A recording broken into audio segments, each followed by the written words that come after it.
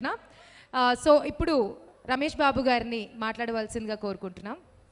Please sir.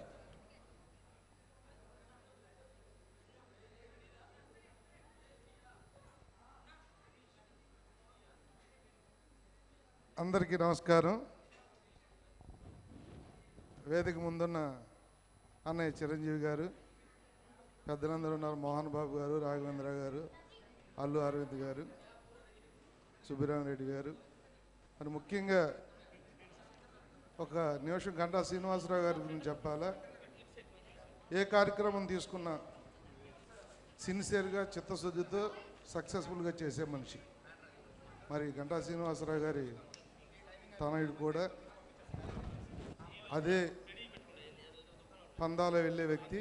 తప్పకుండా ఈ cinema 100% successful అవుతుంది అని చెప్పి మనస్ఫూర్తిగా నమ్ముతూ, మరి ఎప్పటి నుంచో మా వదినమ్మకి కొడుకుని స్టార్గా చూడాలన్న కోరిక.